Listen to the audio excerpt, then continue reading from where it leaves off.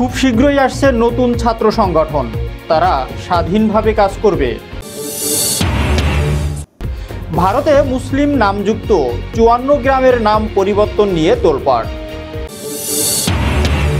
পরমাণু কর্মসূচি রক্ষার অঙ্গীকার করল ইরান। ইরানকে ঠেকাতে এক হয়ে লড়বে যুক্তরাষ্ট্র, ইসরায়েল দাবি নেতানিয়াহুয়ের।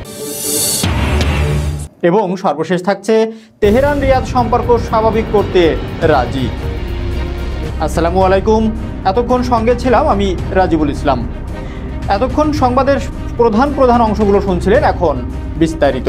খুব শীঘ্রই আসছে নতুন ছাত্র সংগঠন, তারা স্বাধীনভাবে কাজ করবে। বাংলাদেশের বৈষম্য বিরোধী ছাত্র আন্দোলন থেকে শিক্ষার্থীরা বেরিয়ে শীঘ্রই একটি নতুন ছাত্র সংগঠন গঠন করতে যাচ্ছে।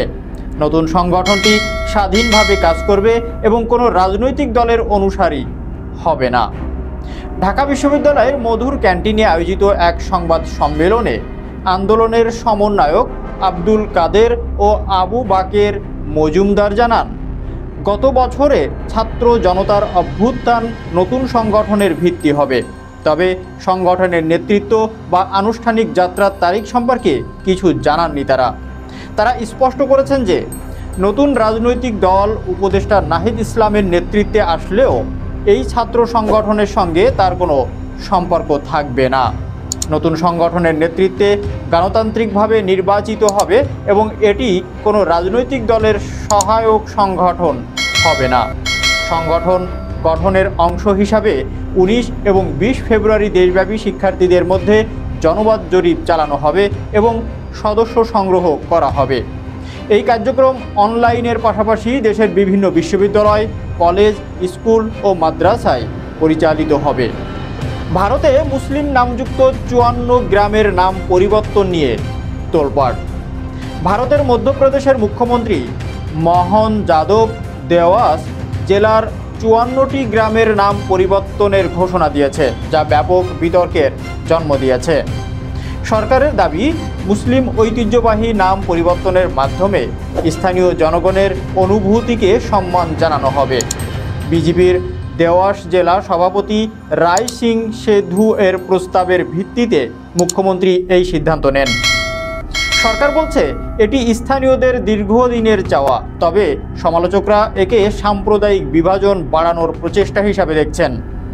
নাম পরিবর্তনের মধ্যে রয়েছে মুরাদপুর, মুরলীপুর, হায়দ্রাপুর, হীরাপুর, শামসাবাদ, শ্যামপুর, ইসলামনগর, ঈশ্বরপুর।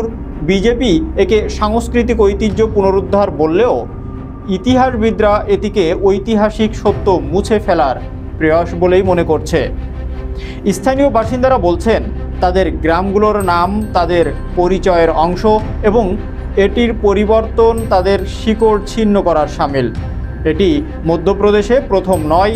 জানুয়ারিতেও শাজাপুর ও উজাইন জেলায় ১৪টি গ্রামের নাম পরিবর্তন করা হয়। বিশ্লেষকরা মনে করছেন এই ধরনের সিদ্ধান্ত ভারতের বহুত্ববাদী ঐতিহ্যের জন্য হুমকি স্বরূপ এবং সমাজে আরও বিভাজন সৃষ্টি করতে পারে। পরমাণু কর্মসূচি রক্ষার অঙ্গীকার করল ইরান। ইরান ঘোষণা করেছে যে তারা তাদের পরমাণু কর্মসূচি রক্ষা করবে এবং ইসরায়েল ও যুক্তরাষ্ট্র কোনো ক্ষতি করতে পারবে না।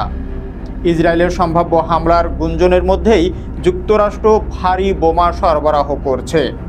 ইরানের পররাষ্ট্র মন্ত্রণালয়ের মুখপাত্র ইসমাইল বাঘারি হুঁশিয়ারি দিয়ে বলেছেন, অন্যদের হুমকি দেওয়া আন্তর্জাতিক আইন ও জাতিসংঘ সনদের লঙ্ঘন। তিনি জোর দিয়ে বলেন, ইসরায়েল ও যুক্তরাষ্ট্র ইরানকে ক্ষতি করতে পারবে না। অন্যদিকে মার্কিন পররাষ্ট্রমন্ত্রী মার্কো রুবিওরও সঙ্গে এক যৌথ সংবাদ সম্মেলনে ইসরায়েলের প্রধানমন্ত্রী নেতানিয়াহু বলেন, ইরান সব সন্ত্রাসী গোষ্ঠীর পিছনে রয়েছে এবং তারা কখনোই পরমাণু শক্তিধর হতে পারবে না। বাঘাই এই বক্তব্যের কড়া সমালোচনা করে বলেন, ইরান শান্তিপূর্ণভাবে তাদের পরমাণু কর্মসূচি অব্যাহত রাখবে এবং এতে কোনো দুর্বলতা দেখাবে না। গণমাধ্যমের খবরে জানা গেছে, ইরান 60% বিশুদ্ধতার ইউরেনিয়াম সমৃদ্ধ করছে, যা পরমাণু অস্ত্র তৈরির জন্য প্রয়োজনীয় 90% বিশুদ্ধতার খুবই কাছাকাছি। সমালোচকরা বলছেন এত উচ্চমাত্রার সমৃদ্ধ ইউরেনিয়াম বেসামরিক কাজে ব্যবহারের জন্য নয়, বরং এটি ইরানের সামরিক উচ্চাভিলাষের ইঙ্গিত দিতে পারে। ইরানকে ঠেকাতে এক হয়ে লড়বে যুক্তরাষ্ট্র ও ইসরায়েল, বলছে নেতানিয়াহু। ইসরায়েলের প্রধানমন্ত্রী বেনিয়ামিন নেতানিয়াহু বলছেন, ইরানের পারমাণবিক অস্ত্র অর্জন রোধ এবং মধ্যপ্রাচ্যে দেশটির প্রভাব কমাতে ইসরায়েল ও যুক্তরাষ্ট্র একসঙ্গে কাজ করবে। রবিবার মার্কিন পররাষ্ট্রমন্ত্রী মার্কো রুবিওয়ের সঙ্গে বৈঠকের পর নেতানিয়াহু বলেন, ইরানের পারমাণবিক অস্ত্র পেতে দেওয়া হবে না এবং তাদের আঞ্চলিক আগ্রাসন প্রতিহত করা হবে। তিনি ইঙ্গিত দেন যে ইসরায়েল ইতোমধ্যে ইরান সমর্থিত গোষ্ঠীগুলোর বিরুদ্ধে কঠোর ব্যবস্থা নিয়েছে এবং ভবিষ্যতেও তা করবে। রুবিও ইরানকে এই অঞ্চলে স্থিতিশীলতার জন্য সবচেয়ে বড় হুমকি বলে অভিহিত করেন এবং বলেন, পারমাণবিক অস্ত্রধারী ইরানকে কোনোভাবেই মেনে নেওয়া হবে না। ইসরায়েলের এই বক্তব্যে তীব্র প্রতিক্রিয়া জানিয়েছে ইরান।